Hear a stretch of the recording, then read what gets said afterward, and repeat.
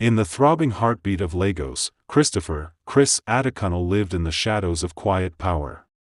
He was a man of many layers, brilliant, calm, dangerously private. A self-made tech entrepreneur who has quietly closed a billion-dollar deal with an overseas conglomerate.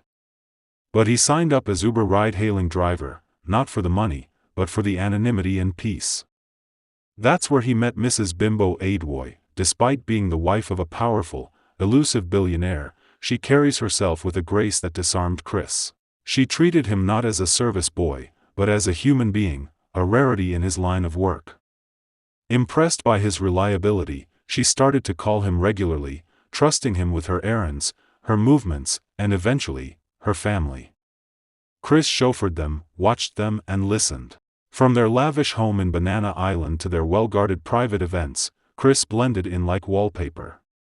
Then, Kunbi, their only daughter, returned. Stunning, whip-smart, and raised in the glitter of Los Angeles. Her heels click with confidence, her tongue cuts through nonsense, and her eyes miss nothing. From casual rides, clothed with little or zero conversation, to a thick shadow of mystery that clouded her head, Kunbi started seeing cracks in the mask that Chris wore. His grammar was clean and polished, his demeanor was too poised. His scent was not that of engine grease or sweat, but subtle cologne and wealth in disguised. One night, in an upscale lounge she visits on a whim, Kunbi saw him, not as her driver, but as a man. He was dressed sharply in an expensively tailored outfit, laughing with a striking woman, completely at ease in a space where chauffeurs don't belong. Something shifted. Kunbi confronted him and he dodged her diggings, gently, but she presses harder. His truth finally emerges just a few days later with her perseverance. He was not who they thought he was.